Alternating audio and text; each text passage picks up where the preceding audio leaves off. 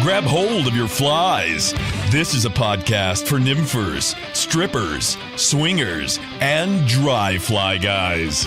It's the show that brings you stories, instruction, and conservation from three guys who live it every day. This is The Open Fly.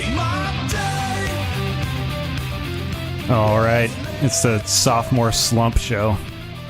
Check this out, Kirk. I had all week to figure this out. The sophomore slump buster. Hey, I like that. That's very very catchy. Yeah. Excellent. Yep. All right. Episode 2 of The Open Fly. We have in studio with us today Dave Henry down from British Columbia. Say hi, Dave. Hello, everybody. You're supposed to say hi, Dave. Hi, Dave. Stick with tradition from last week. And then due to his performance from last week, we figured if we sent Derek halfway across the country and put him on a phone, we might be able to hear him better. So let's see if that's true. Derek? Hi, this is Derek. Yeah, Derek is down at the ISE show down in Denver, repping Stream Tech boats. So he will be coming to us through the phone and helping us perform Dave's interview today. So that's the cast of characters. And, of course, Kirk's here. Yeah, it's just me. Just sitting in the corner. On my booster seat. Mm-hmm. Yeah, Feet not even touching the ground. No big deal. No. Got Kirk the booster seat. Got him a little closer to the mic this week. Hopefully that all works out. So let's get going here. We're going to start with our customer feedback over the last week. A lot of you sent us messages, emails, stuff like that, their website, Facebook, comments on our website. So Kirk's going to start reading those off, and we'll try to answer them or make fun of them or whatever it is that we do. Okay, viewer feedback here on the Open Fly podcast. The first communication comes from Bud Alcock, and Bud writes, You need to get the other two guys, Kirk, parentheses Kurt, LOL, thanks, Bud, and partner closer to the mic or hook them up with their own. I'm looking forward to more podcasts from Duval. We agree. Okay. Isn't it DeVale, Washington? No, Dave, that's a Canadian pronunciation. Yes. It's Duval. Yeah. Sorry about that. Yeah. Do you have to use the washroom? Sit down on the Chesterfield and close your mouth. The next listener writes in, Nick. Hi, guys. Really enjoyed the podcast. One constructive criticism I'd have is that some of you are a bit hard to hear. Not sure if that's because you're sharing a mic or We're not. Or the microphones weren't positioned as well as they could be. Anyway, looking forward to the future installments. Nobody likes a critic, Nick. No, but the mics were exactly where they should be.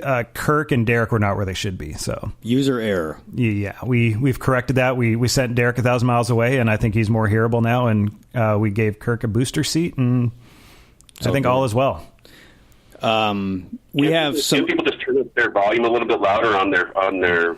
They could, but then they're using to play back. Then they'd have an earful of Evan, and I don't think anybody wants that. Roger that. No, I've seen that movie before. I don't want to see that again. We also have some written transmissions from a few other people. Do you want me to read all of those? Were they written at night? I don't know. Do those first couple as a. I think I grouped them by theme, so you can read them, and we'll just respond. Okay. Ed McManus writes, I found your first podcast fun and informative. I really liked the open discussion style. It was more like listening to a couple of old friends sitting around shooting the breeze than a recorded show. Well done! ! I look forward to your next. Yeah, the Open Fly wasn't named after a wardrobe malfunction. It was named after the open discussion format. Are you serious? That's not what I thought. I didn't know that. Where's my agent? Pat Thurman writes. Oh, go ahead, Derek. Sorry. I'm pretty sure Ed wrote that one at night, so I think we would categorize that one as a nocturnal transmission. But I'm not sure. Moving on. Pat Thurman writes, I have never listened to a fly fish... We're going to just... I have never listened to a fly fishing podcast, and I didn't know what to expect. I turned it on and sat at the vise while I listened. I have to tell you, I am hooked. That's a fishing pun. Can't wait. Very witty, very witty. Can't wait for the next one. Great work, comma. Comma? And then that's it. Nice emails are boring. Chris writes, "Hey guys, I have a quick question that probably has a long answer. I have a deep passion for fly fishing, and I am wondering if you can suggest some potential things in the fly fishing industry that people who may not be able to guide can look into for a career change. I enjoyed the first podcast. Keep up the good work." Oh boy. I guess I could answer that unless Kirk wants to start. Go ahead, Evan. Your answer will have more Since- credibility than mine. Yeah. Well, the fly fishing industry is not a big one. Anybody that's worked in it can tell you that it is a pretty tight-knit group. And really, I feel like I've met a pretty large majority of the guys that work in the industry. So it's not as big. There's probably as many people in the entire fly fishing industry as you probably imagine work at one company. It's just not big. So that in mind, I wouldn't go from the angle of from, you know, you're saying guys that can't guide, you know, you're on the right track there.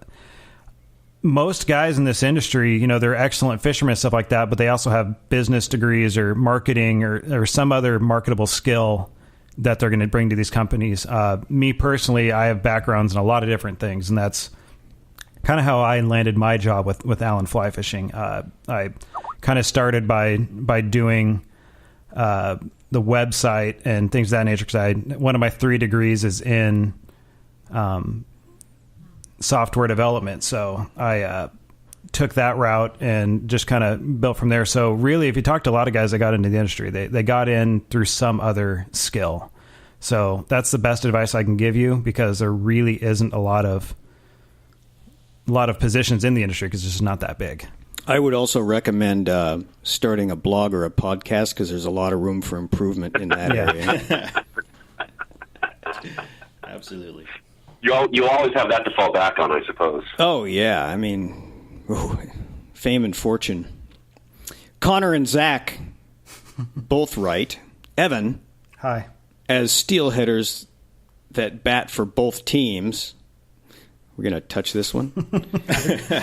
We have a question. In your honest opinion, is spooning for steel poon more effective than swinging flies? Also, do beads catch more fish than glow bugs? Yes. Next question. Next question. All of the above. Hey, we're gonna talk about that. That's why Dave's here today. We're gonna talk about that today. We are. Okay, I like this next one. It starts off with 3 exclamation points. Hello! Hi. My name is Maya. 2 Y's. What? I too look a structure at a site. You two interest me as the man. Why, thank you. To me, to want it is more to know you, about you. Now it is very difficult to find the person whom to begin the present friend. Not speaking about the man to go a life together. And consequently, I have decided to write you the letter. We read all correspondence. My friends speak about me that I'm a very interesting person, and they very much like to communicate with me. To not know what to write about myself itself. She must have a great personality. Oh, I'm sure she does. Anyway, Anyway. with good wish, may I, baby. Wow, I'm flattered. And I am the man. yes, we'll get Maya's telephone number and call her back, have her in studio next week. Derek, in case that was directed. Yeah, I could use it. Go on. Did you get a resume along with that? I could use a shuttle driver. She does not smoke. No. Oh, good. 28 years, single, young. Wow. And the last person writes in. The last person writes in is it Dylan or is it Dylan? I don't know. I don't know this person. Okay, so it's not Dylan. We'll go with Dylan. Since Evan works for Allen and Derek has an association with Orvis, how is this show going to be objective in its delivery of fly fishing information? Since there is an obvious support from Allen on this show, how is the show going to going to present information in a way that is actually informative and not blatant advertising? Well, I did read this. Yeah, it's a great question, and one I've kind of thought about how to answer for a while, and I'm sure Derek will have something to say on that too, because it concerns him. So the information that we're seeking in this podcast and the themes of it are not brand or gear specific. We're seeking stories from guides, conservation issues, things of that nature, and really brands are kind of irrelevant in that kind of thing. So I don't see any of the information really getting warped or biased in that regard. And I see myself in this podcast as a student just as much as our listeners. I'm not really an expert on much of anything that we're talking about, and don't think of myself as an expert on a lot of things. And I'm here to learn just as much as everybody else is. So my brand bias should not show through. But at the same time, Alan is my full-time job, and it's my priority. Just like anybody else that's listening has a full-time job, can appreciate, they're not going to do anything that would put their job at risk or anything like that. Cause Alan is where I get my paycheck. It's how I pay my bills, my mortgage, how I put food on the table. So I'm not going to do anything that's going to compromise my position there, but at the same time, just trying to seek out stories and information that are kind of brand agnostic, I guess is the best way I can put it. Derek, what do you have to say about that? Yeah, Evan, I would mirror that as well. I also anticipated that question coming along, and my answer kind of reflects back on that question we got earlier about the person who wanted to find a job in the fly fishing industry. I think if you put yourself on a pedestal or only isolate yourself to a specific brand or maybe a couple brands, you're going to find yourself outside of the industry. So I think the trend is moving away from I'm only using this gear or I'm only using this brand. There's been lots of debates about this. There's the infamous proud not to be bumper stickers that were talked about before. Mm-hmm. If you're going to put yourself in a corner by just saying I can only affiliate myself with this brand, right? You're not going to last very long. So that's my answer. And you'll get that with us at Allen too. If you come talk to us at a trade show or email us, we're not going to. If you say, well, I've got a Sage rod or an Orvis rod, and I'm looking to expand my arsenal, we know these guys. We see these guys that work for these other companies at every trade show. And I mean, we've been to dinner with a lot of them. We hang out, we're friendly, we go to each other's booths, and it's not really an us versus them industry, which I'm really thankful for. And we don't, with speaking on behalf of Alan, which I plan not to do much with this podcast, because of my job, but speaking on behalf of Alan, we want to be friendly with these other companies and work together to grow the industry.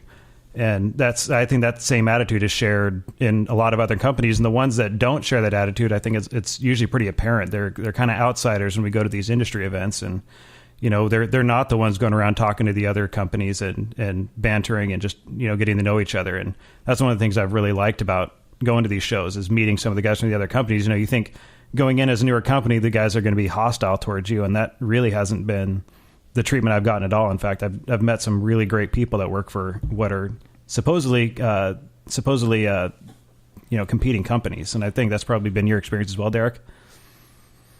Yeah, and a funny example of it happens all the time. But yesterday at the show, somebody saw my name tag and go, "Oh, dude, I love your wall art. Your fish paintings are so awesome." Like other Derek Young. Yeah, we got Derek Young. But I took $500. Right. But I took $500 from him and told him I'd get it paid to him in a couple of weeks. Yeah. Well, I should point out that if this ever did turn into too much of an Allen or Orvis love fest, I want to go on record as stating that I like neither Allen nor Orvis. Awkward silence. We'll talk about this after the break. Disciplinary hearing. Yeah. So hopefully those answers, make it clear what our goal is. And like I said, this information is not brand specific. There's stories that might involve somebody's using a specific rod or something, but it's not necessarily an endorsement from us. It's just part of their story. And, I don't think a guides them using stories or a conservation issue is really brand specific. And I can't really think of one that is. So that's the angle that we're taking. If that makes sense, or you have any other questions, feel free to let us know, and we'll expand on that further. But hopefully, that kind of puts that issue to bed. And Alan is supporting the show, though. We do have to point that out. Alan did get us off the ground. I could not have afforded this equipment on my own. This is kind of the Open Fly podcast is kind of my hobby outside of work at the moment. I got fishing and my homebrewing and stuff like that, but I'm one of those people that needs things outside of work, and this is kind of something I see as that. But it's a way for me to expand my knowledge and my reach, my networking within fly fishing. So it's just another fun way for me to spend my time, when I'm not working. So if that makes sense. And there's another great solution to that as well, to that question, is that if you want to hear a particular brand's name or a perspective on the show, have them send us a bunch of money and we'll talk about it. Well, that, as long as it doesn't conflict with our previous sponsors. Or you can just send us money and we'll get to it later. So we'll make you nice paintings too. This is supposed to be for fun. I was brought in, promised lavish salaries and trips. Well, if people keep, contributing and supporting the way they have, I'll double both your and Derek's salaries, hopefully with the next show or two. Sweet. Awesome. Yeah. Okay, that ends our feedback. Thanks for taking the time to write in. Hope more of you listening to this episode will take the time to do the same thing. Yes. And moving on to our sponsor segment, not the best segue after that little conversation we just had, but Alan Fly Fishing, like I said, did get us off the ground, and we were very grateful for that and supportive. And we have a reel from Alan Fly Fishing that we promised last week that we'd be raffling off, and that is exactly what we're about to do. I do need to say one thing, though. I did say at the last show, kind of a slip, that we'd be doing these raffles every show, but it's actually once a month. Once a show is, I wouldn't ask any sponsor to send a product for every show, because that's a bigger drain on them that would probably be worth it. So it's the old bait and switch tactic. Yeah. Well, we're off to a good start here. We're gonna lose some support, but yeah, it's all right. We're being transparent. We're being honest with you, in case you're wondering why we're not announcing another product of this show. So come February, we will be announcing another product that will be raffled off. So how do you get into our raffle? If you didn't listen to our first show, you can go to our website at www.theopenflypodcast.com and click on that donate button on the top right, and that will take you to a page where you will sign up for a monthly donation from anywhere from $3 to $5 and $10, $3, $5, and $10. So really not that much for the amount of information that you're getting. Is that U.S. or Canadian currency? Yes. It's metric. Metric currency. It's metric. So if you do sign up to support us and donate, you will get some stickers in the mail, which I will have here soon, and we'll be shipping those out. And you'll be entered into our raffle. There's more information on the website, so if you have any questions, just go on there. It should explain it. So without further ado, Dave, why don't you grab that handy-dandy coffee mug there full of people's names? Not the one with your coffee. Oh. The one behind it. There you go. There we go. So put your hand over it, shake it up, and grab a piece of paper and read out the name. I'm not looking. So for this week's raffle, we are raffling off an Alan Fly Fishing Alpha 3 Reel Series. Size number. Hold that up to the camera. It's Superman blue. It is. So it's a bigger size. It's for about a 9-10 weight. So most likely our winner is going to be a guy that fishes for brook trout in the mountains of Colorado. This person is from Colorado. Oh, geez. And the winner is, should I announce it now? You should. Patrick Thurman. Oh, All I right, think there's Thurman. been a mistake. I think we should draw again. Why, did he send us is he one that sent us feedback? No. Oh. You just don't like his name. No. Patrick Thurman, all right. He ended his comment with a comma. Nice. Way to go, Patrick. All right. Patrick, I'll be shipping that out to you when I get to it. That's my promise there. Okay. Moving on. That is our donation segment, and that'll take us to our first break. Anybody have anything else to say before we go to the break? Nope. All right. When we back here. Yeah, thanks, Derek. We'll be back here in just a minute after word from our sponsors, and we'll be back with the interview with Dave here about fishing in British Columbia. All right, it's the Open Fly Podcast. We'll be right back. Now back to the Open Fly.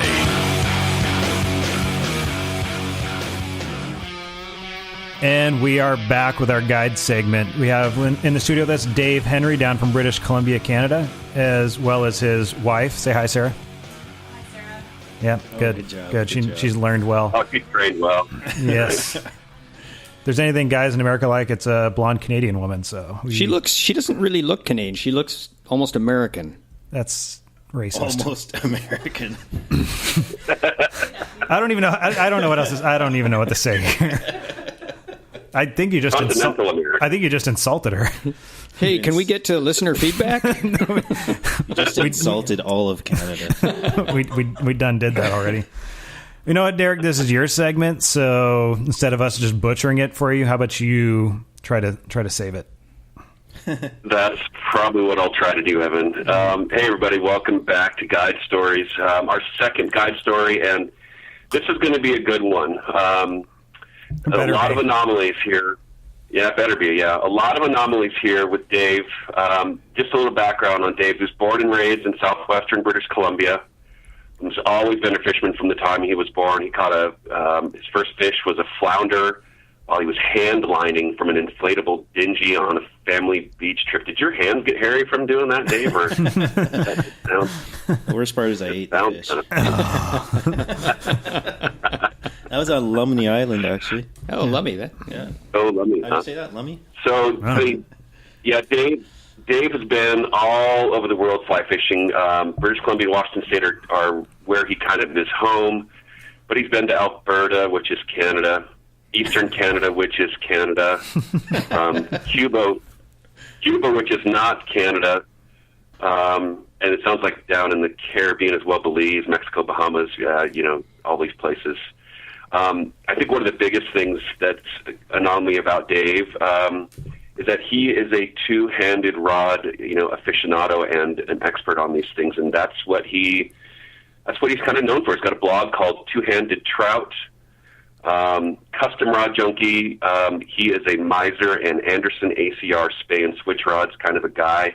When he's not fishing, he's a scuba diver and guiding for ultimate sport fishing adventures. So, Dave, welcome to the show and as well to your wife as well. So, thanks for coming in. Welcome to our country. Yes. Thanks for having me. Yeah, welcome to it.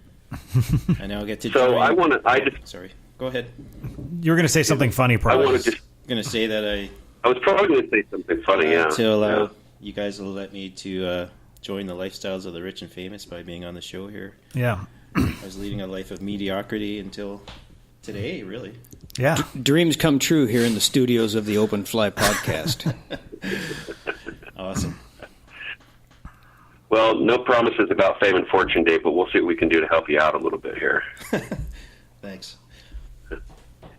So my first question for you, Dave, Yep. is you're a two-handed guy. So let's talk about the evolution of light spay. You have worked with, some of the famous names in two-handed casting: Kirk Werner, Ed Ward, Deck Hogan. No, I'm sorry, not Kirk Werner. But your specialty is light line two-handed rods. So how did you get into two-handed rods? Why is that your style?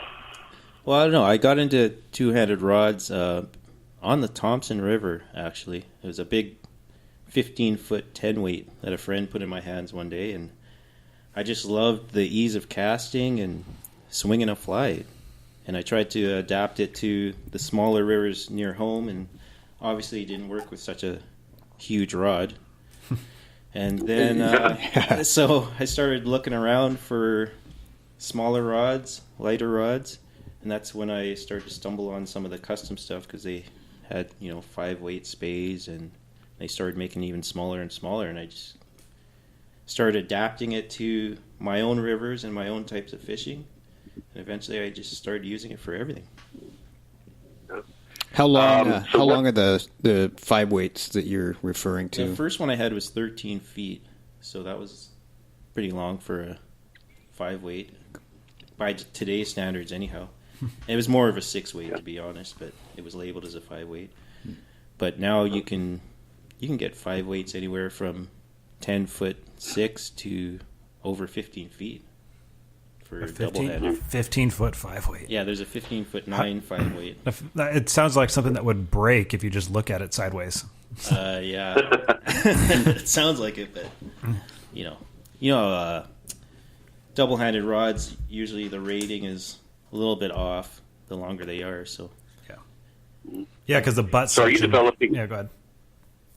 Are you developing your own custom lines as well for that? Is that kind of where your discussions with Ed and Deck came into place, or is that something you had to make because of what you were doing for the species that you pursue? Yeah, in the beginning, I had to cut and paste my own lines using longer spay lines, but some of the companies like Steve Godshall Spay Works, they started making lighter lines custom, right, and started just making them right from their factory, so you could get like a Scandinavian head or even a Skagit head, and even a mid-belly head that was lighter for the lighter rods. So now it's a little bit easier to use, and it works out great. So the use of two-handed rods is not without a little bit of controversy. Yes. I looked at the use of switch rods under an indicator, spay rods with an indicator. There's lines, I believe, that are called a spadicator. Yes.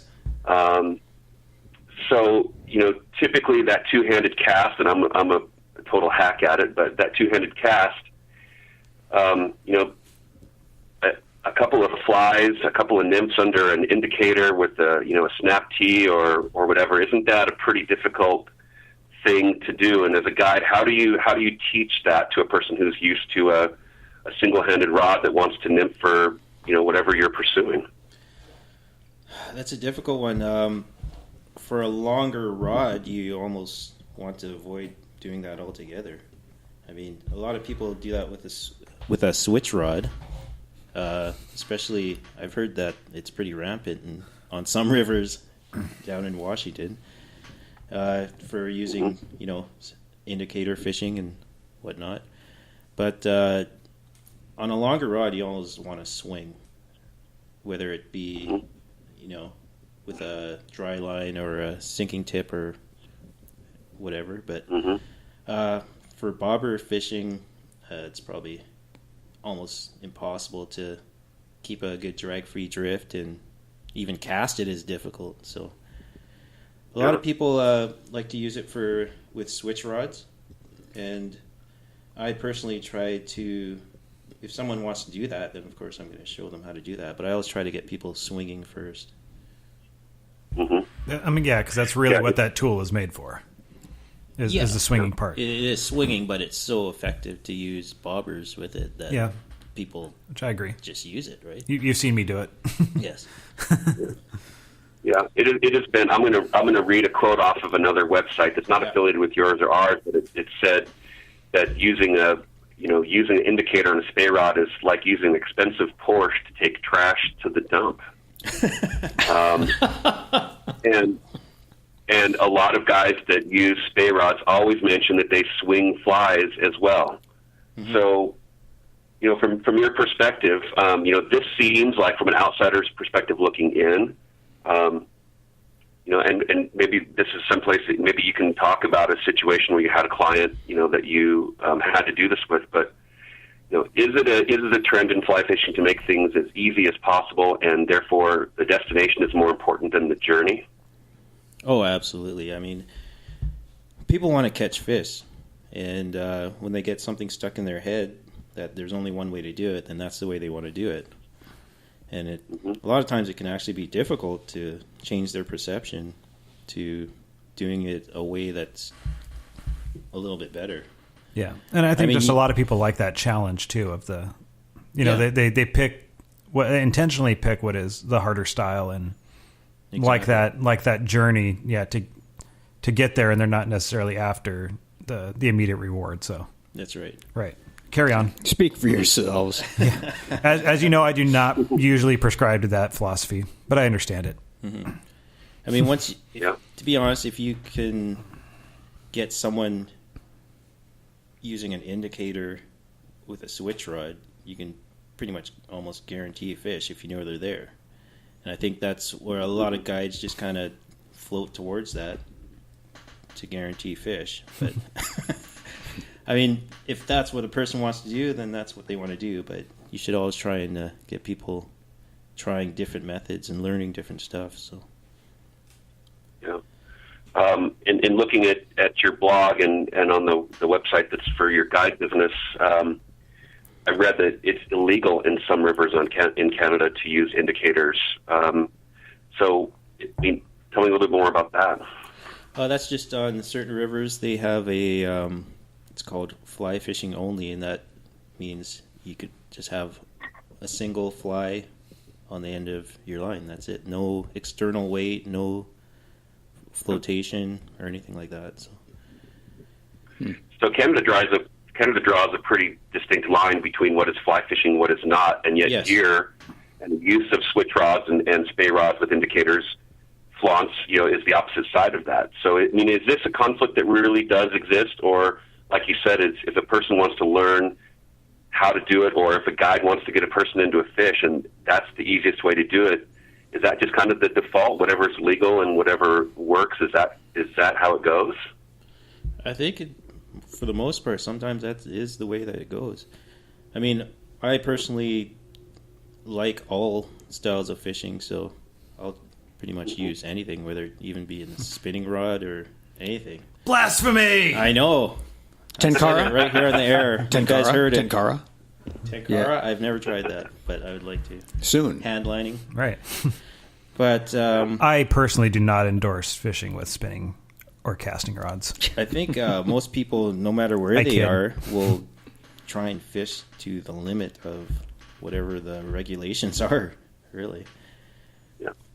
I think we have a lot more regulations up in Canada, or in BC anyhow. You can only use one single fly. You can't use more than one fly and stuff like that. Yep. And no barbs almost everywhere. So is that to protect, is it right? Let me ask this. Mm-hmm. Is it on an entire stretch of a river or just certain sections or the entire fishery?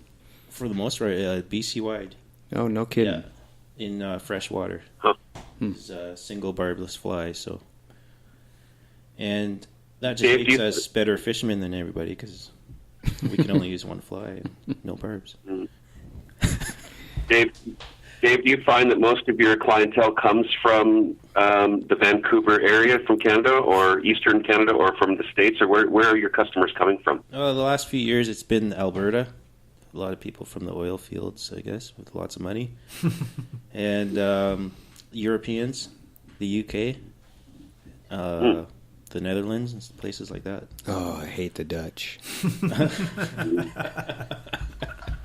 You get you get a lot of people. Wow. You get a lot of people that want to check nymph on a two-handed spay rod. You'd be surprised. Yeah, really? I got a story for you. Not last year, but the year before, I had a couple of guys from the Netherlands. No, sorry. Oh, don't say that word. There's only two things that I can't stand. It's those who are intolerant of other people's cultures and the Dutch. I am so confused right now. Austin No, Powers. I took two guys from Norway, and I took them to a remote river. I like Norway. Yeah, I've never been there, but it sounds I like it's a like great it. place. And I took them to the Upper Pitt River, and they wanted to fish for sockeye salmon. And so I rang the rods, and the guy wanted to fish a spay rod, so I gave him a spay rod and with the sink tip and everything. But he insisted that he wanted to use his 4-weight single-hander with a dry fly. So we spent the entire day trying to dry fly fish for sockeye and trying to convince me that, yes, they will take this. And, of course, he didn't catch one, but... I've actually caught sockeye in Canada on dry flies. No, you haven't. Well, they were kokanee. Up in the Bowron Lakes Provincial Park, eh? So I'm not lying entirely. No. That Beauty. is a believable story. Beauty, eh? That is a Google story. So as a guide, tell us a little bit more about that, because that happens. A customer has an expectation, a sport has an expectation, and it's not achievable. It sounds like in this situation you let him do what he wanted to do and he didn't catch any fish. Yeah. What in your background, what about in your background, before you guided or whatever, how did you get to that point for, like the listener feedback from earlier, the guy who wants to get involved in the industry but isn't the guide? What did you do before that got you to that position where as a guide you could effectively manage that situation? Oh, I just have incredible patience in general, I think. I mean, in a situation like that, there's only so much you could do. You don't want to spoil somebody's day by telling them that they're wrong and stuff like that, but you have to try and steer them in the right direction. So I did get him to fish for a short amount of time with the rod that I bring, which he thoroughly enjoyed and caught some bull trout. But I wish that he would have figured that out earlier on.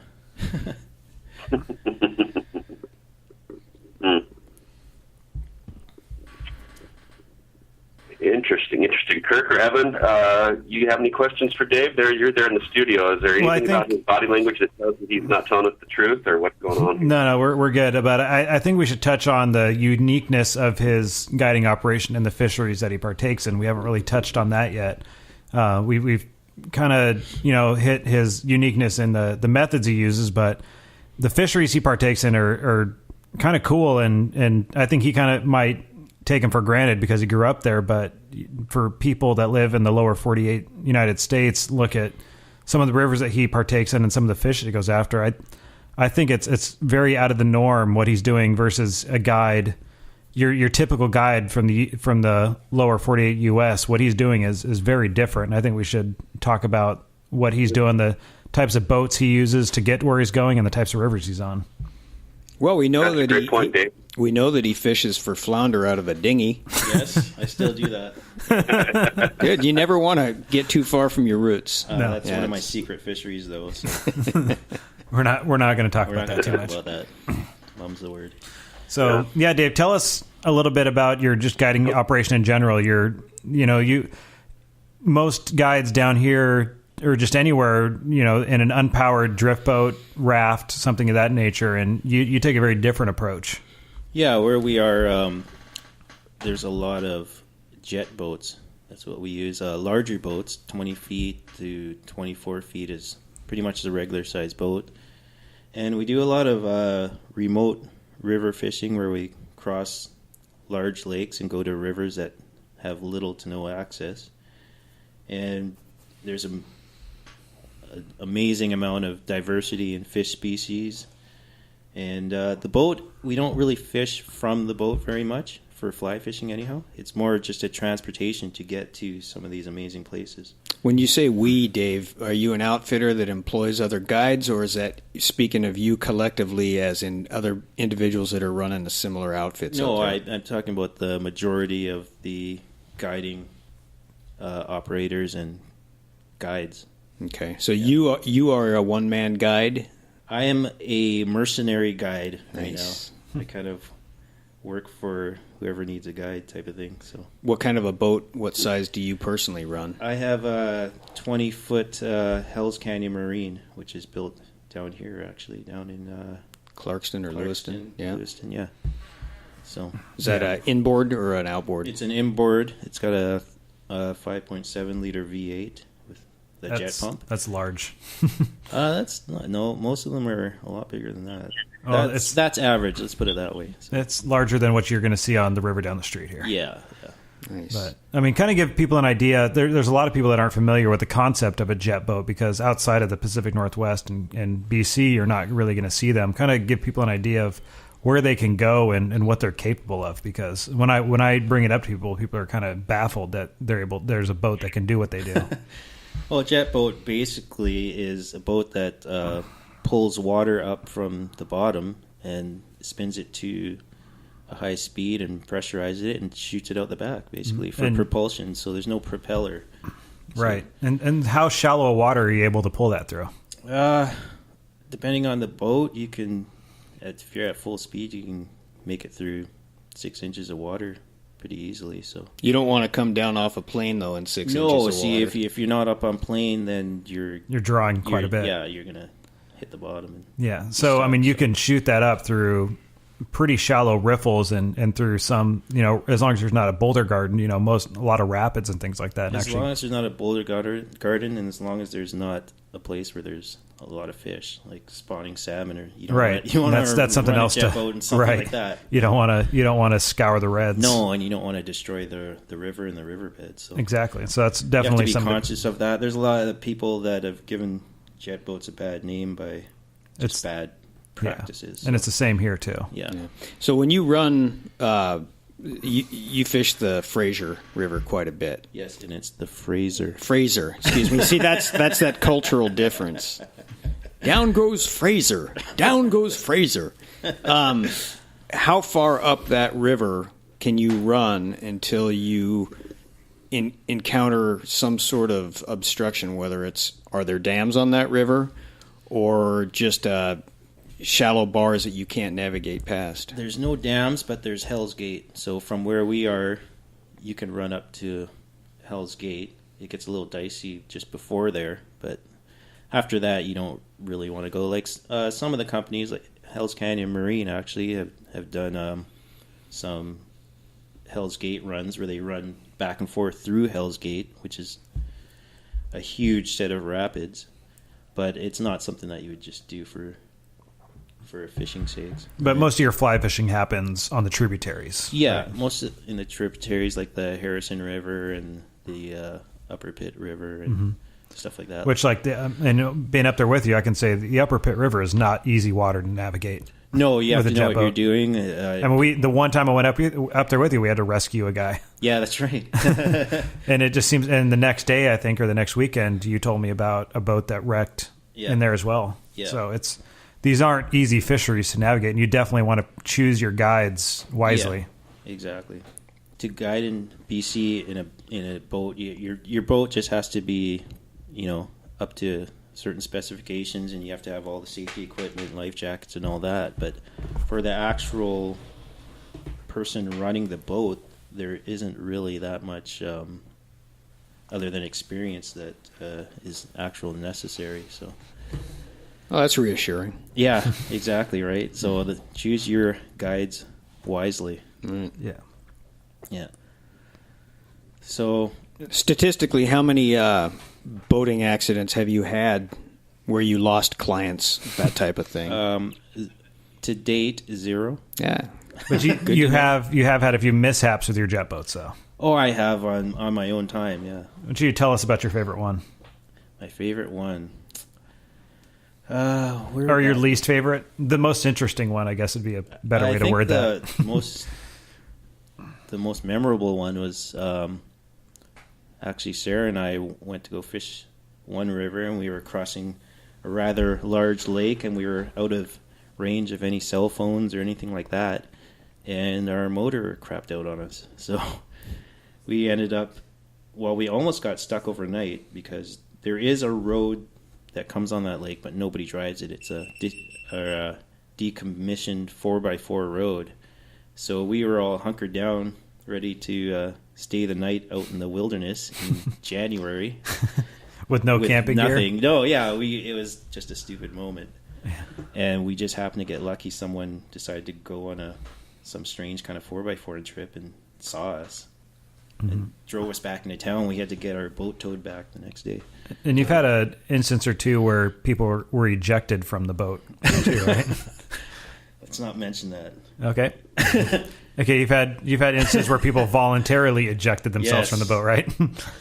Well, that was on another trip. That was last year. No, the year before last year, actually. That was during a sturgeon fishing tournament where I had some rugby players on board. And they were laughing and having a good time, as rugby players do. And then the fishing was slow, so I decided to move upriver, started the boat, got up on plane, and then I could hear some roaring laughter and turned around just to see a naked white man jumping off the back of the boat into the river. I got to bring up the race issue, Dave. Yes. I've actually jumped out of a boat on a full plane before when I was a kid. I wanted to see what it was like. And it was a 16-foot runabout going about 30, 35 miles an hour, and I thought that I would jump out and land, like straight like a knife into the water. But what's amazing is that when you're traveling at a fairly good clip, when you hit the water, the body has a tendency to just smack down at a horrific angle. So Yeah. We here at the Open Fly do not condone the act of jumping out of moving boats. Especially not naked in a river that has all sorts of stumps and Right. sweepers and whatnot in it. probably some beer involved. Oh, I can't say. Not you, of course, operating the boat, but absolutely not. your passengers. No, yeah. Make that clear. They were rugby players. Yeah. Kirk, I think that might have contributed to your height issue. That Thanks. a few feet compression of your spine there. Yeah, thanks for bringing that up again. Couldn't make it one show without it. Okay, Derek, did you have any more questions or just opening it up to Dave or Kirk or Derek or anybody to get anything else out of Dave here that might be interesting to our listeners? Sarah, do you have any laundry you want to air about Dave? She's laughing. No, he's a pretty. Yeah, this could be a new portion of the show. It's the guide stories from the wives' perspective, huh? He taught me from scratch, actually. Hey, there you go. I've been guiding her for years. Yes. He really has. So, Derek, did you have anything else? No, Dave, thanks a lot. Learned a lot from, taking the time to research what you do and where you do it and a bit more about you. And I would just encourage everyone to, as Dave is saying, look outside of what you normally do and, do some things differently if that's what it takes to catch some fish and be open to it. So, Right. And as somebody Dave, thanks a lot.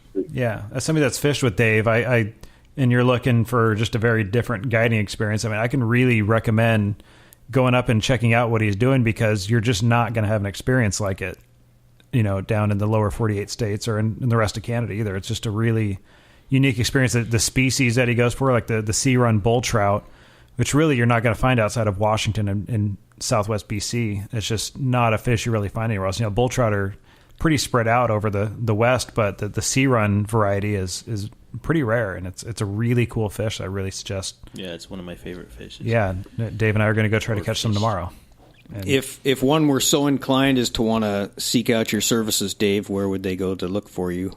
Right now, the best thing to do would to be go on my website, twohandedtrout.com. that's a number 2, not the word. Yes, twohandedtrout.com, and look. How do you for spell my trout?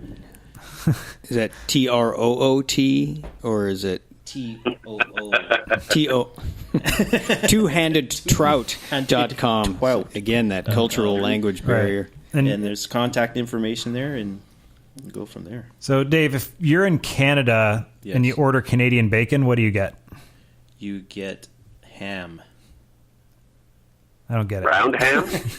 Yes, round ham. It's confusing even to us. Yeah. What do you order if you want to get bacon? Bacon. Okay. Good to know. Is it American bacon? Oh, just bacon. Proper Just bacon? Yankee bacon? Metric bacon. Yankee bacon. Do you have Well, do you have a poutine recipe or anything you could share with everybody? Or I know little to nothing about poutine, being from the West Coast. That Oh, seems is that to be a- an East Coast thing? what's another stereotype we can bring up? Uh, Tim Hortons. Well, Tim Hortons isn't really funny. no. Beer. Well, we What like- what color toque do you wear when you're fishing in the wintertime, eh? I usually wear a black toot. Black toque? Yeah. All right, Derek, you can wrap up your segment here. We're just butchering it. Dave, thanks for making another entertaining guide stories, and I really appreciate you coming on. And let's go to the commercial break, I guess, Evan. Thanks for having me. We don't have any more sponsors, but yeah, we're going to go on a break. All right, Derek, thank you for calling in from Denver and taking a time out of your trade show day. I'm sure it was a really you're really conflicted about leaving the booth, but we appreciate you choosing us. He's high. He's mile high. Indeed. Yeah. All right, Derek, we'll talk to you later and have you back in studio properly. Oh, yeah, we forgot to mention that Derek actually is in studio with us today, but as in the cardboard form. Kirk, why don't you tell us about what you brought into the studio here? Well, here I'm holding this up to the camera so our listening audience can see it. But yeah, it's lonely in studio without Derek on site. So I brought a poster-sized photograph of him from a trip we took on the Yakima River last summer, and he's here with us. Yes, he is. Just watch where you're grabbing that sign there, bud. Yeah. Okay. Well, we're going to go to break here. This is The Open Fly. You can check us out at www.theopenflypodcast.com, and we'll be right back. Now back to The Open Fly. And we're back with the conservation segment. Today we have Jason Small on the line, and just go ahead and say hi, Jason. We'll start there. Hey, everybody. How's it going? So, looking at my handy-dandy podcast information thing here, it's very official. Says here you haven't written any books. Is that correct? That's correct. You haven't written any scientific papers? No. And you don't have a biology degree? No. You've at least made a movie or have a blog or something? Nope. Who are you? Why are you here? I don't get it. Who booked this guy? Same question. Who booked this guy? Don't yell into the mic. I didn't. Yeah, so that's actually the point of this entire segment. Jason is a guy who is volunteered with the Native Fish Society and has really taken it to the next level, in my opinion. And really, it's really impressed me the way he's gone out and really given his time to give back to the streams. And he hasn't been fishing all that long. When did you start fishing, Jason? About 5 years ago. Yeah, so, the fraction of the time as a lot of people listening, and really saw an opportunity to start giving back to his streams through his local organization and the River Steward program. So that's what we're going to talk about today, and really wanted to relate it back to how people can give back and do something effective, even if they're not necessarily quote unquote qualified on paper, just as something the regular everyday guy can do. So Jason, why don't you go ahead and start and introduce who it is that you're volunteering with and the program that you're doing. Maybe introduce yourself again, because I forgot. Well, I'm Jason Small. I live down in Olympia, and I'm a river Olympia. steward Where's with the Native Olympia? Fish Society. Our listeners might not know about Olympia. That's where they make the Olympia, beer. Washington, southern tip of the Puget Sound. Mm-hmm. Halfway between everything. Okay, perfect. So tell us a little bit more about your organization that you're volunteering with and what you guys do. Native Fish Society is a grassroots conservation organization. It was started in 1995 by a guy named Bill Bakke, who's been fighting the conservation fight for over 40 years. And it's just he has been doing the conservation thing for a long time, and the organization kind of evolved into having the River Steward program. And when I started a few years ago looking to get involved, I wanted to find a group that was more than just cutting a check and putting a sticker on the back of your truck or whatever. I wanted to find a group that had people out in the field doing things in their own backyard, in their own watersheds, and Native Fish Society was the only organization that I found that had a set program like that, and that's how I got involved. And just an example of that, you just now walked in the house from doing something. Like, tell us what you were doing this morning, just to give an example of the kind of things that you do. We have been really fortunate in having a great working relationship with the fisheries biologists from the state in this part of the world. And they have things that they want to do, and they've got the knowledge, and they've got the places, and they know what needs to be done. They're short on manpower, or people power, as it were. And because we contacted them and let them know that we were here to help, and it does take a little while a lot of the time when you get going with this, making the relationships and friendships and professional relationships and showing that you actually are here to do this. You're not just going to take a picture of a tree and put it on Facebook and say, I did conservation today. Once they figure that out, they're ready to put you to work. And so what we're doing is spawning surveys for sea-run cutthroat, trying to determine presence and numbers of sea-run cutthroat here in the South Sound, because there's very, very little research done on that fish.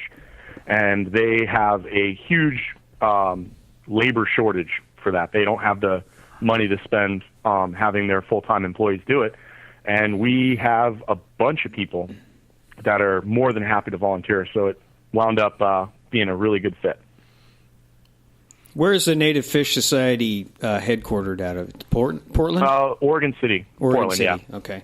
Yep. That's cool. So what are some of the other things you guys do throughout the year? So right now, obviously the Sea and Cutthroat are doing their spawning thing, and you're doing that. But what are some of the other things you guys get out on the stream and do, throughout the year? Well, specific to the Olympia area, we've tried to find kind of education and outreach type things. I've worked in the past with a conservation and fly fishing camp for kids. This year I got asked to help out at a kids salmon camp that's going to be run in conjunction with the Thurston County Conservation District and AmeriCorps. Mm-hmm. And so that's going to be a lot of fun. I'm looking forward to a 45 to 12-year-olds learning about salmon. That's going to be pretty cool. We do river cleanups too. That's kind of low-hanging fruit. I mean, that's something worth doing, but those are pretty easy to put together, and it definitely accomplishes something. But we're really looking for projects where we're able to either forward the pool of scientific knowledge or affect change in management policy, public opinion, public education. Those are the big projects that we're kind of trying to tackle. Cool. So obviously it's headquartered in Oregon. What states is the Native Fish Society active in? Oregon, Washington, a little bit of Idaho, and we are growing the River Steward program in the Northern California area. Cool. So are you obviously it's kind of region specific, but are you aware of any other organizations similar that might have reach outside, because not all our listeners are in the Northwest and might be wondering how they can do something similar. Are you personally aware of anything on the other side of the country that might be, something equivalent? Sure. Depending on where you are, I know that there's a lot of Trout Unlimited chapters that are very, very active. There's various water access rights groups. There are, river keepers everywhere, all over the country. This just happened to be the most active one in my backyard. Right. And so obviously you're taking time that you could otherwise be spending casting a rod and fishing. How has your time out on the water doing this volunteer thing, how rewarding has it been? And do you have any reservations about, I could have been out fishing today, or is it a completely different experience and totally worth it? What, just kind of work with that question. Poorly worded question. You understand what I'm going with. No, a little bit of both. I've got a couple of buddies right now that are out on the peninsula. The rivers are in perfect shape. It's like 55, 60 degrees. But, that smarts a little bit. But, no, it's totally worth it. If you're a fish nerd at all, if you're interested in just the knowledge part of it, not just like how many numbers I could put up today, but like actually learning about the habitat that they live in and the animals themselves, you're getting a front row seat with the best tour guides out there. I mean, you have biologists, literally guys whose only job is to learn about these fish, and they take you out and you get schooled. Yeah. You learn where they live, you learn what they eat, what their behavior is, and it's been, it's pushed. I mean, it's made me a better angler for what that's worth, but it just really satisfies just the natural curiosity, I think, that is present in a lot of people that spend time on the water fishing. Yeah. And last week we talked to Shane Anderson, who is a friend of yours from what you claim. Yeah. Shane said, he's been spending time putting on snorkel gear and saying that, that's been as much or even more rewarding than having one at the end of the line. And I think kind of what you said kind of ties into that, this outdoor experience and this reward of getting to be face to face with a fish isn't necessarily exclusive to when you only have a rod in your hand. No, absolutely not. And this is not a new concept. I mean, the granddaddy of Northwest conservation, Roderick Haig Brown, had a long quote, but he's a Canadian. Dave, he is a Canadian. Have you heard of Roderick Haig Brown? I think once or twice. Yeah.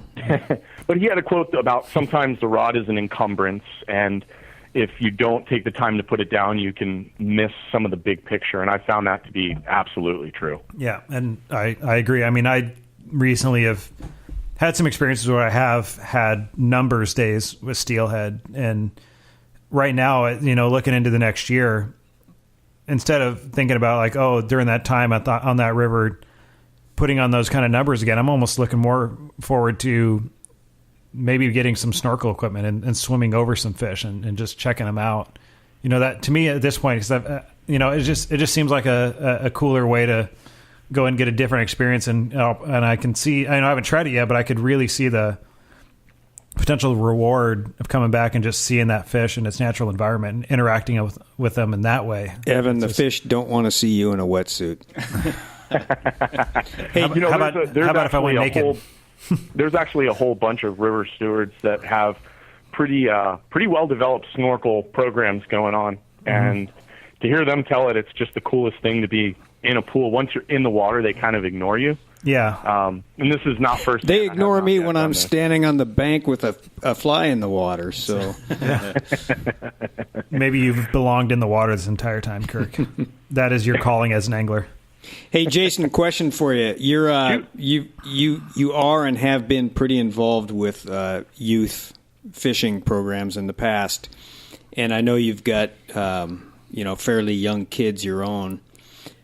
Do you take them with you on your Native Fish Society outings? I have. I've done stream surveys with them, and it's absolutely tailor-made for kids. Here's a creek. Put these waders on. Go climb over trees and jump across the creek and wade around and jump on rocks and then look for stuff. It sounds like a good alternative if there's no power and you can't turn the Xbox on, but, it seems like a good alternative. Yeah, no, anytime they can spend unplugged is a good time as far as I'm concerned. But, yeah, it's really fun to watch them get fired up about it. And I think that outreach to kids and kind of planting that seed of conservation and stewardship is probably one of the most important things that we can do. And even if you don't have the time to be a river steward or volunteer at a program, I mean, if you have your own kids and you can get them out, or you have a niece or nephew or a neighbor kid, getting them out and doing things like that is, I think, invaluable. Yeah, if only there was some books kids could read. I've heard tell of a few. Like Everybody Poops. This is going downhill. Yeah. Well, it's just a matter of time. Yeah. Sorry. Where were we? I have a cat. Can I take it out to the river? You can. Okay. So, Jason, you were talking. You were out doing red counting, was it? Mm-hmm. For we use a term around here, the sea run cutthroat. A lot of people in the inland part of the Northwest or other parts of the country have heard of a cutthroat, whether they've seen one or not. Real quickly, what separates a coastal or a sea run cutthroat from the West Slope, the Yellowstone, the Greenback, any of the inland species, just for people that don't know? Well, it's just a subspecies, unique to any area, just like you have Lahontan and Yellowstone and West Slope. It's just another species, the coastal cutthroat, and some of them are resident and some of them are sea run. But what's the really cool, one of the cool things about doing the cutthroat stuff is that there's been like over 250,000 research papers written on steelhead and salmon, and there's about 30 written on cutthroat. So there really is not a whole lot known. There's really not a whole lot known about this fish, and if you look at it as kind of an indicator species type thing, because they spend a lot of time, they don't go out to the ocean like steelhead and salmon do necessarily. They spend a lot of time in the Puget Sound. And so that could be an indicator species for the overall health of the marine area. Right. Mm-hmm. So they're kind of like a bull trout. Exactly. Yeah. Bull trout in other systems are kind of seen as an indicator species, the sea run bulls. So you're saying that the sea run cutthroat are kind of in the same boat. Yeah, absolutely. They're not quite as finicky as the char. Yeah. I mean, it seems that they're a little bit more robust. Yeah. And they're definitely more plentiful. I mean, the char have very specific needs for spawning, whereas sea run cutthroat, you can find them in a creek that you can spit across. It's really crazy. Right. Yeah. Dave here is very familiar with bull species. It seems to be two of his most targeted You go after a lot of sea run cutties, don't you? Yeah, when I can. Yeah, Yeah. absolutely. So yeah, Dave is all about targeting the indicator species. Yeah. Well, and they're great fun to fish for. I mean, in the salt, they just absolutely crush. When you get hit, you know it, and they're not. You don't have to trick them or anything like that. If it swims, they're going to try and kill it, and it can be a lot of fun. Right, and it's just you got to find a good beach for it, because I spent a couple of years fishing really terrible beaches for it, and that wasn't fun. Yeah, once you get a beach dialed in, or a couple of beaches dialed in, it really turns into, you can go down if you have it dialed.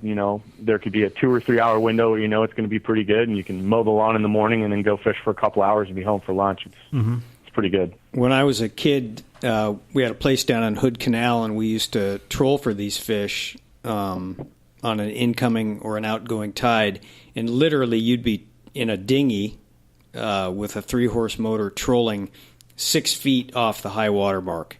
And people would be sitting on their beach looking at you. What are you doing? And you're trolling for fish right off their deck. Pretty exciting stuff.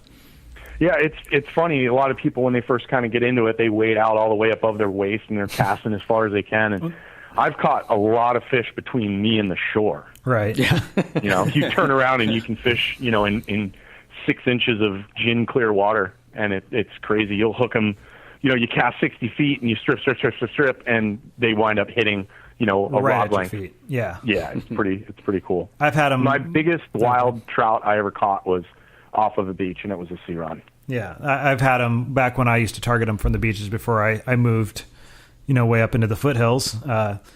I stripped all the way in, and I saw the fish following it, and I stopped it and sunk the fly down almost to my feet and watched it pretty much eat it off of my boot. I mean, that's how far those things will go in to chase something. It's crazy. Yeah, and that brings up another another good point about our responsibility as anglers. I think exercising a little bit of restraint, especially when fishing for a fish that absolutely will eat until there's nothing left. If you go down to a beach and you hook 5 or 8 or 10 or whatever, sometimes that was a pretty good day. We should probably stop. Exercising a little bit of restraint with a species that I've hooked some really nice fish and went, "Ooh, that's good for today," and then cracked a beer and sat on the beach and thought about it. And I think that I remember the fish. The big ones that are, the memorable ones are the ones where you stop and really let it sink in. If you catch 20, do you really remember your 13th fish? I mean, are these all wild fish that are propagating in our northwest waters? Indeed, they are. Mm-hmm. Okay. I think the only place you're going to find hatchery-raised sea run cutthroats is in the Cowlitz system here in Washington. Yep. So we have quite a few in British Columbia as well. Yeah, the Stave River, I think, is hatchery sea runs. Has a lot of hatchery. Cutthroat hatchery? Yeah. Oh, interesting. We got the Cowlitz here in Washington, and the Stave, and a couple others up in BC. And are those clipped? Jason, do you know if the Cowlitz fish are clipped or anything like that? You know what? I don't know. Okay. I usually don't drive to the Cowlitz to cutthroat fish. I've lived in Washington my entire life, just about, and probably one of the most popular rivers in the state to fish, and I've never even really seen the river. Not only I've driven over it on the interstate, and that's about it. So I know next to nothing about it. Yeah. So it's not a pretty place it's not necessarily the prettiest place around to fish. There's plenty of water where you'll have a little bit better experience. Our podcast is coming to you from the banks of the Snoqualmie River, which actually has a population of them. But it's something I've never really taken the time to dial in on the river. Kirk, do you have something to say? No. You look like you did. Well, I'm interesting to look at. I'm interested. A lot of times people will look at me and they say it's like you've got something just ready to say. Mm-hmm. You had that look. Yeah, sometimes it's just a look of confusion. Mm-hmm. Where am I? But yeah, I think if anybody in the Northwest or anything like that's intrigued by these fish. And I mean, I grew up in Washington State. I was born here and grew up in Washington. I'd never even heard of a sea run cutthroat until I was 23 or 24 years old. That was the first time I ever even heard that term. So there's still a lot of people that don't even know they exist. And I think that getting out and experiencing them is something everybody should do. And that's what we're going to need for people to get out there and protect them, is to see just how cool of a fish they are. Yeah, it's kind of a funny balance you have to work with. When you figure out a beach, you guard it pretty heavily, and you don't really tell a lot of people. I'm not advocating. Yeah. You have to balance that with having enough people to care. Exactly. Yeah. So that's always a tricky. It's always a tricky thing because, if you're both a conservationist and an angler. Right, convincing a interested party from the opposite side of the fence that wants to destroy the habitat for other commercial interests. I think something like that. It's going to take anglers to jump on the side of the fish, and that's where you got to find that balance of how many anglers is it okay to know about this fishery and dial it in versus protecting their habitat. Obviously, I mean, the Northwest has got some pretty popular fisheries as far as anadromous fish, salmon and steelhead, and sea run cutthroat don't share nearly the prominence in the public eye that the salmon and steelhead do. Are the sea run cutthroat fisheries in any sort of trouble in much the way that steelhead and salmon runs are? They were in the salt, and Olympia has always been kind of a hotbed for cutthroat conservation going years back. I mean, the limit used to be by the bucket, and they worked really hard 20, 25 years ago to get the regulations changed to where you can't keep them in the salt. But now the creeks are open to retention, and that was before they really thought that cutthroat are utilizing those creeks, sea run cutthroat are using those creeks any other time but the spawning time. And one of the projects that we're going to be working on actually this summer is we're going to be doing hook and line surveying and scale sampling, trying to show that the same fish that's protected in the salt is using the creek that's open to harvest. Mm-hmm. So if you catch it in the salt, you got to release it. But if he swims a quarter mile up a creek, by all means hit it in the head with a rock. And, that's something that we kind of think is a little crazy. And we're going to work really hard this summer to try and get that changed. And I've always thought that was a little strange as well. I mean, I still think it's strange that you can hit a bull trout over the head with a rock in the Puget Sound. I mean, that, between the sea run cutthroat and the bull trout harvest in the rivers, that just nothing about that makes sense to me. Dave, were you going to say something? Sometimes you just want to scream, like, leave one thing alone. Yeah. I mean, there's no commercial interest in sea run cutthroat. They're not being netted and used. And so it's that one thing. Let it be. Well, they will be when the salmon and steelhead are gone. Right. Yeah. And the same thing with bull trout. I mean, why bother? I've never killed a bull trout, obviously, or tasted one, but from what I've heard, there's just no real reason why you'd ever want to put one of those on a grill. And so why do you need to put that in the cooler for your day to be worthwhile? Yeah. And and anybody that knows me knows that I keep my fair share of fish. I'm definitely not saying it's not okay to keep fish, because I'm not going to put out numbers out there, but I've killed a lot of fish in the last year. But it's picking and choosing the stocks that you're taking from. And sea run cutthroat, bull trout, those types of fisheries, definitely not built for harvest at all at any level. Yeah, definitely. And talking about the attitude of like, I kill fish, I was just at DFW open public comment. We were wondering if this was going to come up. Centralia by chance? Yeah, for our listeners that listened to the last show, Shane, we brought this up during the talk with Shane Anderson, where there was a hearing here in Washington State on the wild gene banks topic. Yeah, that night that he did the interview, he and I rolled down there. Mm-hmm. And it was an absolute circus. It was like 150 people, and there was shouting and name-calling and interrupting, and it was a circus. And there was probably, out of 150 people, 20 of them didn't want to jump me in the parking lot. I mean, it was very intense. And one of the things that I tried, and I didn't just get up and start yelling about stuff. I wrote like 4 drafts of my comments and rehearsed it and practiced it and tried to get it so that when I stood up to talk, that it would be coherent and it would actually have a point to it rather than just saying, "Oh, fish," Can you summarize kind of what you said? Oh, go ahead. You were getting there anyway.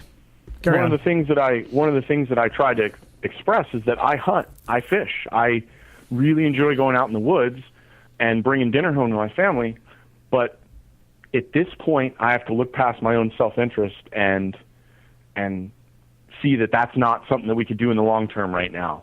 And I'm trying to get that message across to the more harvest-oriented people. Why on earth would someone who likes to bring fish home be for closing hatcheries? And just let that sink in.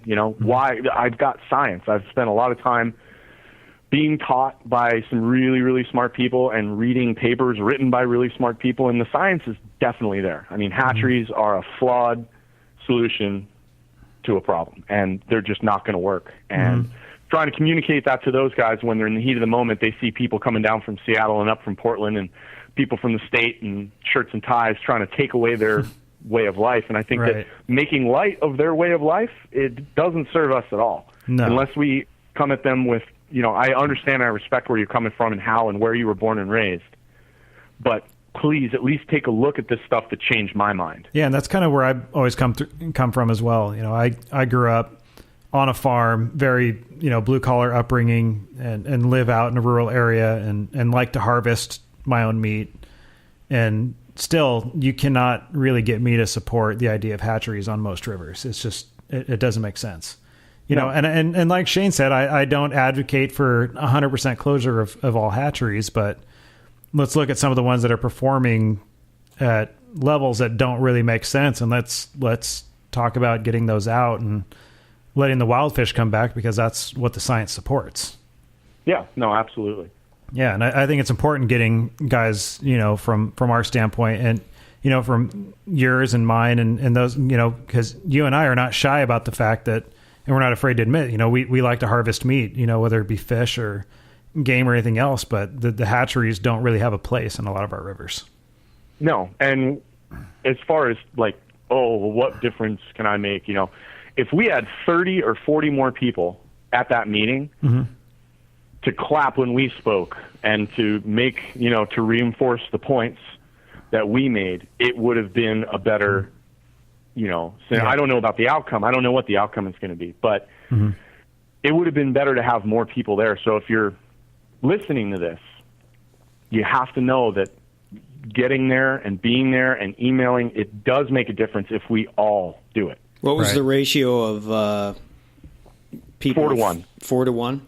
4 to 1 at least would be my ballpark, and that's about what I talked to a few other people, and that's about what they put it at too. Yeah, and except they were yelling and interrupting and yelling insults, and one of the things that absolutely shocked me is the just lack of the basic. We roll in pretty conservation-y kind of circles, and so we know what's going on a little bit.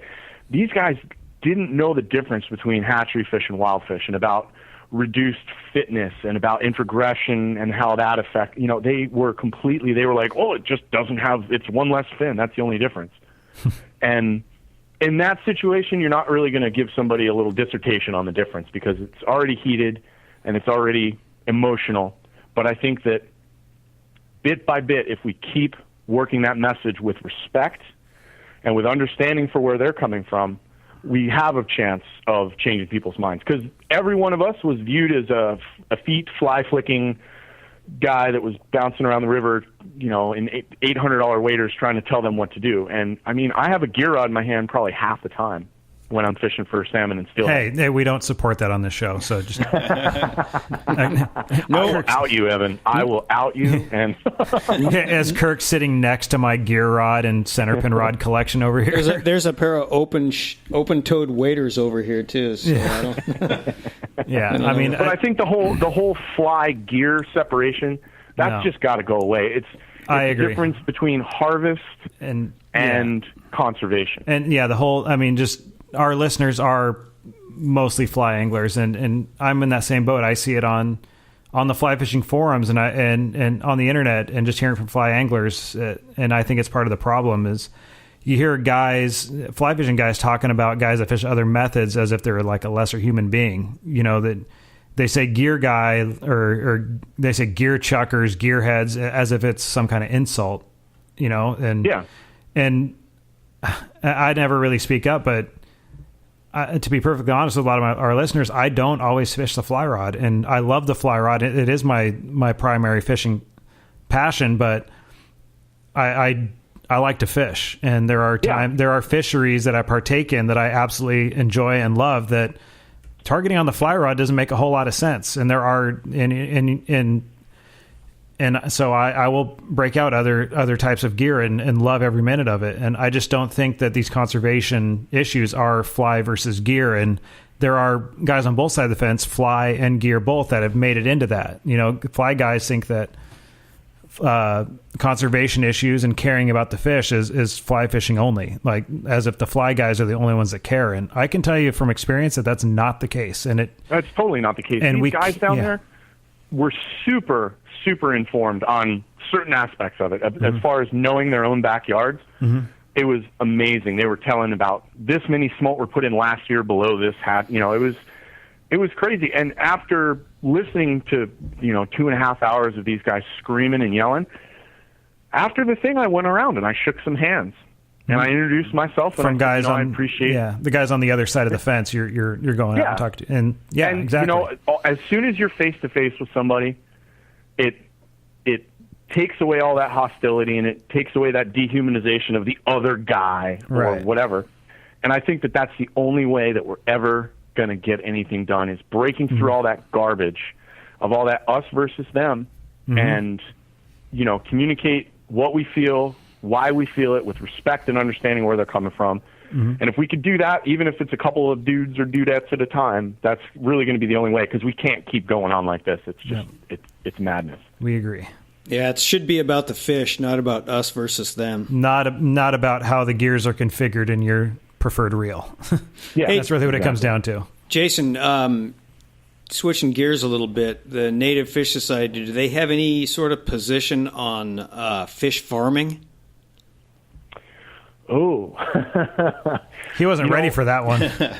Yeah, out of the blue. A little bonus question. I know that up in BC there's some stuff going on that some conservation-minded folk are not too happy about.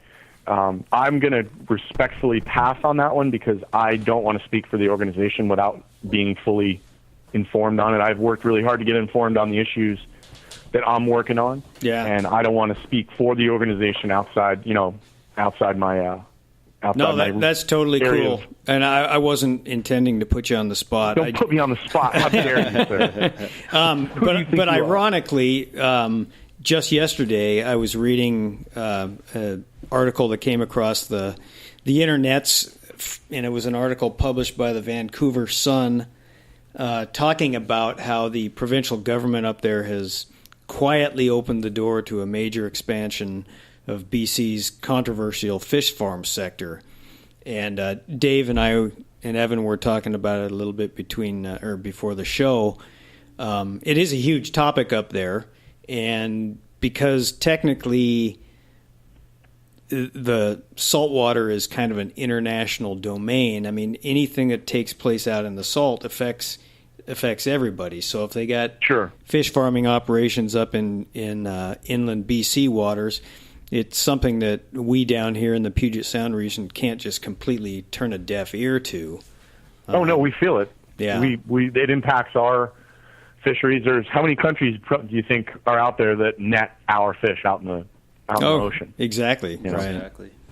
Yeah, it's a worldwide resource. Everybody has to do their part, and I think that starts on the me level, the local guy like you that's doing red counts and stream restoration and things like that, and stewardship on a broader level, and government agencies, and everybody's got to, be aware of the issue and get active and do their part. Yeah, and a good way to do that. I mean, Native Fish Society has got a huge library of scientific research. They kind of try and act like a clearinghouse for this information, and so if anybody has a question or wants to know the history of an issue or anything like that, I mean, send those guys an email, because that's kind of how I started to learn a lot about this stuff. And they're one of the things I really, really like about the organization is that they are based on the best available science. I mean, that's if you want to know what their position is going to be, best available science for the best interest of the fish. Right. and that's something I really can get behind. Sometimes it's not popular to take away opportunity, for the betterment of the fish, for the recovery of the fish. And it's a very difficult, topic to have on the table sometimes. But, if we don't mind it now, there's going to be nothing left to mind down the road. And I really respect the organization and really proud to be a part of it, because it is science, best available science. That's what their positions go off of, not any corporate interests or any lobbying groups or any, pressure from this group or that. It's like, what does the data say? That's what we go on. Right. Very cool. Mm-hmm. Well, is there anything that we haven't touched on yet that, you'd want to get off your chest and let people know about? I mean, obviously a lot of this information should be able to translate well into people that are on the opposite coast or in another state, because they can do the same thing with their local fisheries. But is there anything else that, just about Native Fish Society or what you're doing that you would want people to know about, or any challenges you have to overcome just leaving it wide open for you to basically say anything else that you think is important? Yeah, absolutely. I appreciate that. You're welcome. It doesn't matter who you are, what your background is, everybody has something that they can offer.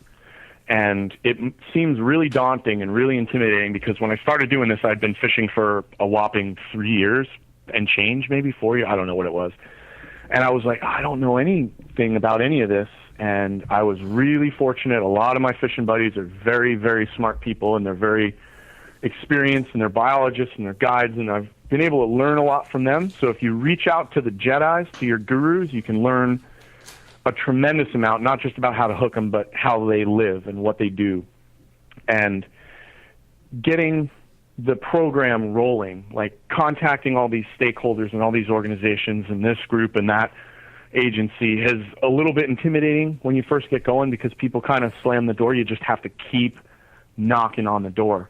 And eventually they're going to open, and eventually you're going to make partnerships, and projects are going to come up, and you're going to be able to get a tremendous amount of stuff done in your own backyard. And it is the most rewarding thing that I've been able to do on the water. Better than the biggest fish I ever caught or the most fish I've ever caught. Getting this kind of stuff is more rewarding. Getting this stuff done is way more rewarding. I mean, I still fish. I still love to fish. But, when you look at what's coming down in the future, this is where we need to be at, I think. I think that's the natural progression of most fishermen. When they get into the sport, whether it's as a youngster or as an adult, their first consideration is, how do I figure out how to do this, how to cast, what gear I need, how to catch fish. Then you start fishing, and naturally you start to appreciate the fact that you have to be conservation minded to a certain extent, because the very resource that allows you to do what you like may not be around if we don't take care of it. And so, yeah, and even the tweediest dry fly upstream chalk stream guy in the world is still a blood sport, And so if you're participating in that, maybe you have to look at doing something to offset what it is that you're doing for your own fun and for your own, whatever the reasons that we all take to the water. It's exactly about offsetting that too. Dave, up in Canada, what sort of local native fish organizations are active up there, just in a quick nutshell? Pretty much the same stuff down here. The Steelhead Society. We have the salmon and steelhead conservation and all sorts of stuff like that. Yeah, they also have river guardians and whatnot up there too as well. The same issues are going on up there as they are down here. Yeah. Mm-hmm. Yeah. I mean, we basically share the same types of fisheries. And the same problems too. Fly fishermen versus gear fishermen ruins pretty much everything. Nobody can get together and actually fight for this common goal. They just want to fight each other. And I mean, never get anywhere. Weird as it sounds, part of my gear fishing motivation was because I do enjoy it, and secondly, there was a stigma against it, and I grew up fly fishing, and I wanted to find out. I kind of wanted to understand the other side of the fence, so I just started doing it, and really, it's the same thing. When I go out for a day and take the gear rod, when I get home and reflect on the day, what rod I had in my hand was not really part of my memories or part of what I brought home with me. And so I just no longer partake in that us versus them, gear versus fly debate. I mean, I love fly fishing. I love everything about it, but I'm not ever going to think that I'm better because that's what I prefer to do. It's just, I just no longer get that mentality. And guilty. I mean, growing up, before I ever really partook in gear fishing, I was just part of that whole, I just don't understand how anybody could spend their day on the water with that type of gear, and they're missing out on so much. And I no longer feel like that. It's the same. We're doing the same thing. We're jamming a piece of steel through a fish's mouth, and enjoying the outdoors and all that. So in the same way, we're getting the same experience is what I'm getting out of that. Proud of you, buddy. I'm proud of you. Group hug. Group hug. Bromance. Yeah. Well, is there anything else we need to cover, or are you ready to get back to your fish saving? No, I think that's it. I just want to thank you guys for having me on. I really appreciate the opportunity, and I think it's great that you're dedicating a portion of each program to conservation. I think that's fantastic. We think it's fantastic as well. Absolutely. Go back and count fish. Excelsior! Whatever. I don't even know what that means, but that's Sounds good. It sounded pretty bitchin'. all right. Well, Jason, thank you so much for coming on and giving us a different perspective on the conservation. It's really refreshing to hear the perspective of somebody that's not quote unquote qualified on paper. As a lot of people say they Grossly unqualified, thank you Yes. very much. Sir, you a man of rather low pedigree, and we thank you for that. How do your parents feel about your lack of qualifications? Do you hear about it often? They're ashamed. Just hearing it from that perspective, we're going to be, we have shows booked for the next couple months, and it's a lot of, chairmen and presidents and people with those types of titles. But I think it's important to get the perspective of somebody that, has more to relate to, with our listeners, just your average fisherman that doesn't have any kind of formal education or job title that really goes with fish conservation, but is still making a difference. I'm not some industry insider, some guide of the year, or some author and blogger or anything like that. I'm a real normal person. Wow. 3 backhanded compliments. All right. Well, this one's over. Bam. Gloves came off. Yeah. All right. Well, Jason, get back to doing whatever it is you do when you're not podcasting, and we will talk to you hopefully at a later date. Right on. Thanks again, guys. Bye-bye. See ya, thanks. All right, bye. Well, that was nice. That was nice. You're supposed to hang up. We can't talk about you if you're still on the line. Is it still recording? Yes. Earmuffs. Right on, guys. Hey, thanks again. I appreciate it. All right. Bye-bye. See ya. Bye. We just gotta leave that in. If you can just bleep over those things, that would be hilarious. Yeah. Yeah. All right. Well, that was nice. All right. Was there anything else you guys wanted to add to what Jason had to say, or amending to Dave's interview an hour later? I don't think so. Dave, is there anything else that we didn't cover earlier that you want to get into? No. Or are you just ready to be done with this and go out to lunch? I gotta go pee. That's exactly how I ended my last show. Like, I gotta pee, therefore this show is over. Maybe we can get sponsored by Depends, and that way, guests and hosts can strap them on and just sit here all day. That'd be awesome, actually. It's funny because that's a great idea, actually. I'll just keep beer bottles under the table. This is just going downhill. Well, hey. Hey, safe fish, but we're still a bunch of dirt bags with our minds in the gutter, and Just remember, your fly is open. That's right. It's the name that's of the show. assuming that I'm wearing pants. I hope you are. I don't know. My legs are under the table. That's right. They're where they should stay. Hold on. Jason has something else to say. We're gonna dial him up here. So What? Jason just let me know that he forgot to say something. So we're.